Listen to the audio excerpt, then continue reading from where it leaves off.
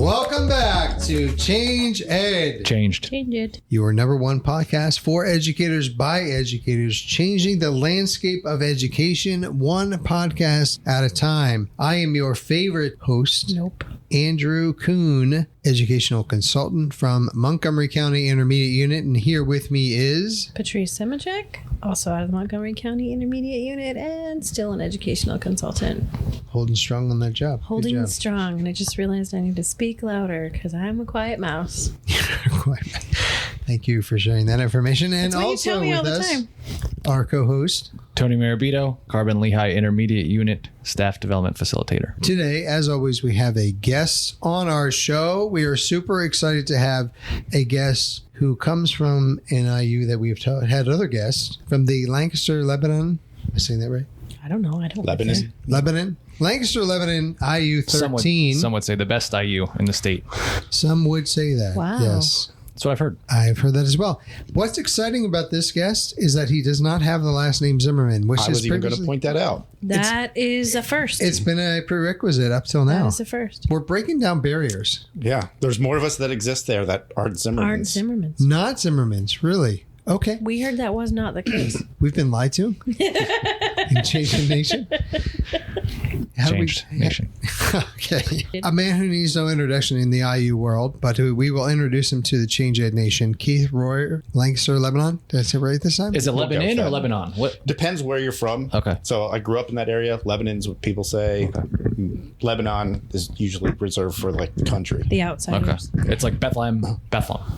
Similar. Amish, yeah. Yeah. It gets, that's probably, I've never heard someone call him Amish before. that's probably the thing that gets me the most nervous is saying that IU's name, right? The Lancaster part, I'm fine. But then when you get the other L word, it's like it all falls apart. It's IU 13. Just say I'm IU literally 13. sweating right now. I'm sweating. IU 13. Keith, so great to have you here. Thank you for being here. Would you mind just introducing yourself to the Change Ed Nation, maybe what you do and why you came to this amazing podcast? Sure. Absolutely. Amazing podcast. Definitely. So long time listener, first time speaker. So I'm excited for that. Yes. It's good. God have you. Keith Royer, I'm an Instructional Technology Specialist at IU 13. So short title compared to a lot of your other guests who I feel probably sit on a pedestal while I sit on this chair while I'm here. We had to remove the golden chair.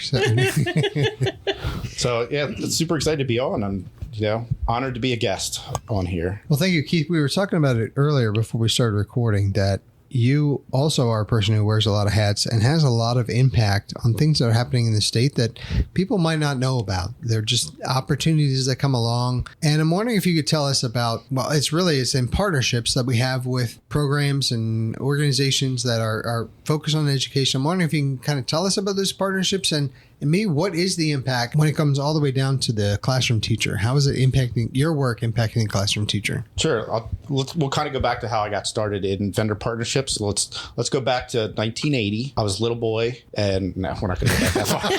I was like, here we go. Good story. Good story. So, I was a classroom teacher for 15 years, 4th and 5th grade. Became an instructional coach after that, and during my time as an instructional coach, coming out of COVID, there were a lot of programs that people were using, teachers were using, and there were some that I'm like, these are phenomenal programs. And some of the prices, as you know, when districts look for prices, some prices are really high. And it prices people out of what they can afford. And if these products are that good, there's got to be a way that we can collectively have power to bring those prices down. So we came out of that and I was like, well, I'm just an instructional coach at a district, but I'm going to reach out to these companies and see if they'll get things cheaper. Why not make the effort? What's the worst they can say? Yeah. No. So I am a deal finder 100%. Like you can ask any of my close friends if they're looking for something, they call me first. They're like, hey, I'm looking for a new water heater. I'd be like, oh, I just bought a new water heater not long ago. I just did this with cabinets. Call this I asked person. about cabinets. I asked them about Nintendo Switches. Oh, Yeah, people look for TVs. They're like, well, I know you've researched TVs. Tell me what TV. Like, it doesn't matter what it is. I search and hunt a bargain. You can ask my family. Nice. They'll tell you that We'll top put down. Keith's contact information in the show notes. Yeah, if you're looking for a water heater, washer, dryer, hey, why Give not? you a call.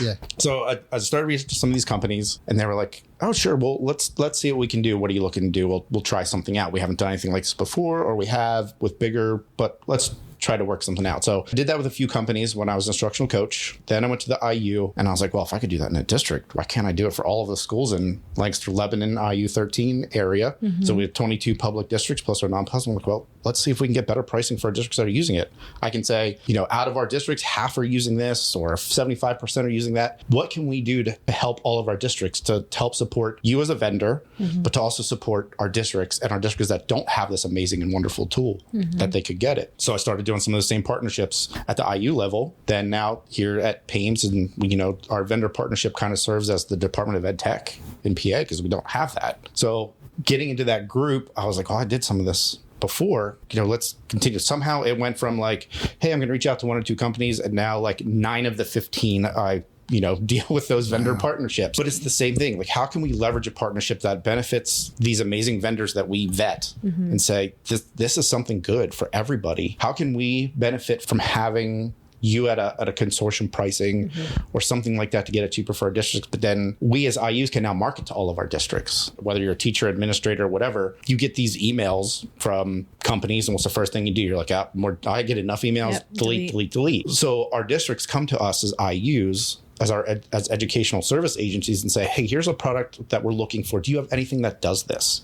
And if we can say, hey, we have a partnership with this, and this, here are 3 options you have, but you can get better pricing through those. So now we're marketing to our districts on products that we vetted, and they're not just out there randomly searching for things that they have. So I feel like it's our benefit statewide to have these consortiums, and we know our districts are using these products. So why not start involving these vendors and creating some of these partnerships where we benefit and they benefit? I think it's a great point to point out to our teachers, to our listeners, to our admin out there, that if you have not reached out to your IU yet, do so, please, because I'm sure that they could find you a better price, a better deal than what you're currently doing on your own, because that's part of our jobs, right? So make sure you reach out to your IUs. It makes me think of, and correct me if I'm wrong, but if I'm wrong, correct me offline, so it sounds like I'm right on the podcast. It reminds me of costs going away. Like, you're getting member pricing for being part of this bigger group. No free ads. It reminds me of Osco cost. That's my first free ad in like 32 ones. It's not bad. I understand the Costco analogy. Okay, thank you. Right. It actually works out well because you think of it as bulk, right? You're buying in bulk, so you're getting it at a lower cost than if you just went to a regular store, this store, that store, whatever the store would be, mentioning no stores' names because I don't want to, No free ads. Thank you. Yeah, thank you. But you go to 9 Pickles different Pub stores. Trivia. Tony's very clear.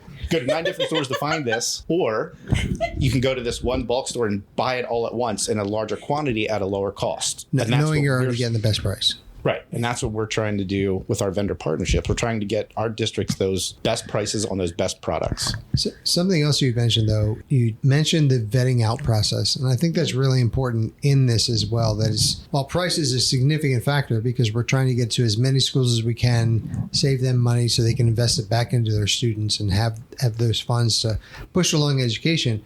There is I'm going to say, multi-point vetting process that you go through to make sure it's a good partnership on both sides, right? It needs to be a win-win, not just a win for one side or win for the others. Right. Absolutely. Yeah. I mean, and that's part of what it is, saying, we've gone through this process. We've asked X, Y, Z questions as we go through to make sure that this is going to be beneficial. If you're a vendor partner and you want, I want to be part of this. I want to be part of that conference. I want to do this, but they're not willing to give anything that benefits our schools and our teachers and ultimately our students, that's what we're here for. So if we can't make that partnership work, that's something we look at.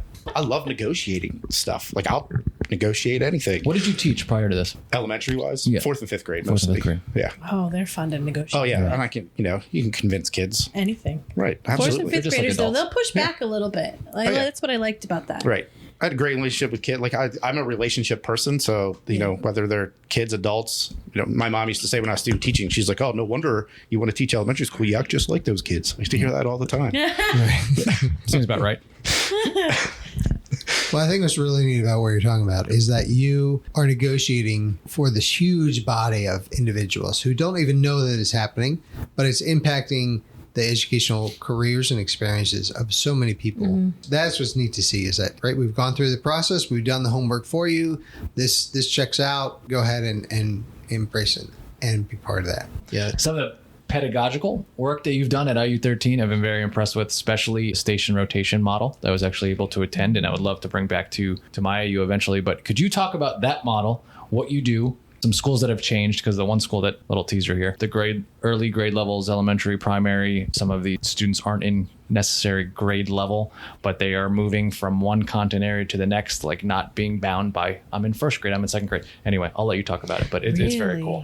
Yeah, so it's part of our kind of student-centered learning series that we run. And one of the things we start with is station rotation. And it's not just an elementary thing. And I think that's one thing that sometimes it's a little hard to get across, because you hear station rotation and high school teachers are like, oh, station rotation, stations, centers, right? Yeah. Which it is absolutely not that, right? So it's a way to hone in those skills. With station rotation, we talk about 3 modalities of learning. We talk about the small group, direct, differentiated instruction, independent work, and collaborative work.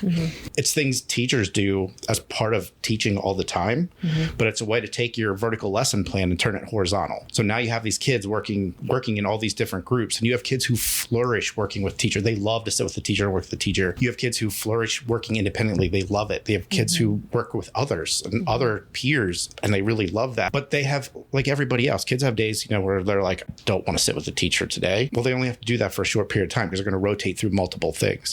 So we're hitting these multiple modalities, and we're hitting on all the pieces that teachers know that's good best practice in the classroom, from small group instruction to that collaborative working on those social skills that kids need. And the whole idea is this is your stepping stone to personalized learning, which is what, Tony, you were getting at a little earlier, where you're not necessarily bound by, that grade level. It's more of a learning path and student agency, where they have power in their own learning, and they're going through, okay, here are all the standards I need to do, here are the standards I need to accomplish. And as they work their way through, they're monitoring their own learning through this process. So it's just great to see teachers take some of that mindset, because even as a teacher, sometimes you just need a break. You don't want to stand up there for 45 minutes and talk about something. So why not give a quick little, here's an overview. I'm going to work with my small groups. I'm going to differentiate my groups. And now I can differentiate my teaching much better. I can get through content much better. It's just a different way of looking at what you already do in the classroom to benefit both you as the teacher and the achievement that you get out of the students that you're working with.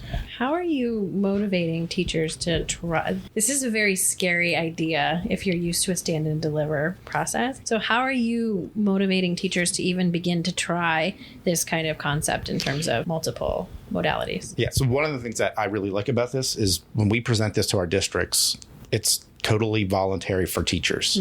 So, we sit down, go through all of the parts of it, and the teachers have the option to attend or not attend. And usually we'll get 1 or 2, 3, 4, sometimes a couple out of a grade level, different grade levels that'll attend. And as they attend and start seeing what things are there, then they're like, oh, you should really attend this. And then they tell the other teachers, and it just organically grows. Because like anything in school, if an administrator comes up to you and says, hey, you're going to go do this, then you don't want to do it anymore. Right. So it's the organic growth from teachers that are seeing these positive results in their classroom through increased student engagement, increased student achievement. And they're seeing all these results. So they're just letting others know, hey, this is what I'm seeing, this is what I'm doing, and it's growing. And then we support it with coaching in the classroom. Nice. So the teachers have a checklist of things to try, things to do in their classroom, and then we follow up with them, like, how can we support you? How can we help you? Let's plan together, let's co-teach together, whatever they need to help support them. And then we give the administrators the instructional leadership tools to go into the classroom and support them with what they're doing in the classroom specifically too.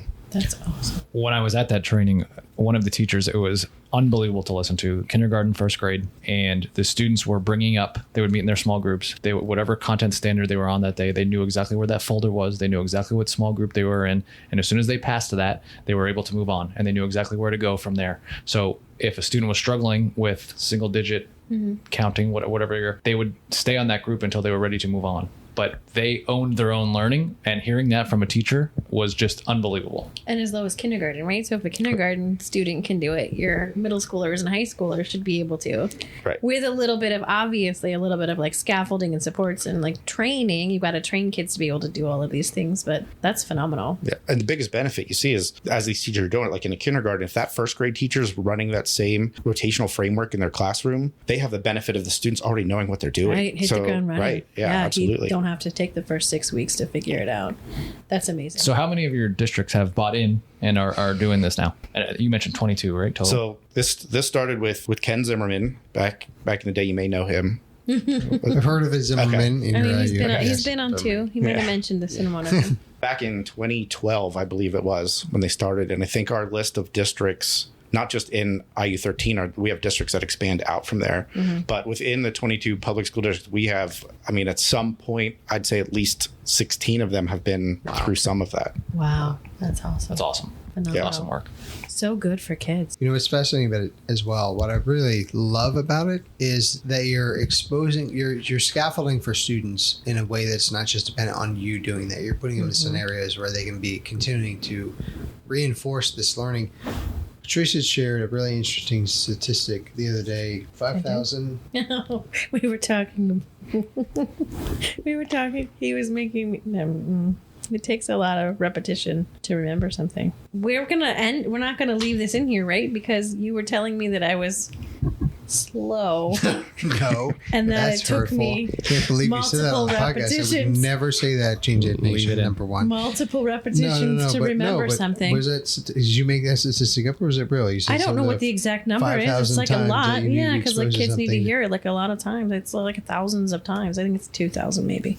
But for me, since I'm so slow, according to you, it's 5. I heard that with athletics is 100 hours of doing a certain task. Then you become better than average. There's like a number. Regardless of what it is. I thought you were fact checking. So this allows for that in a unique way where the teacher doesn't feel like I'm just saying the same thing over and over and over again. You're changing it up. You're also engaging the learner and you're re-engaging the educator in a lot of ways as well, right? It doesn't look the same. And I can, I'm guilty of this as well. You have certain content standards to cover, and by the end of the year, you have to get through them. Right? In that model, you're not holding any student back because they can just flourish and go as fast as they want. But you're also not just going to the next lesson because it's time for the next lesson.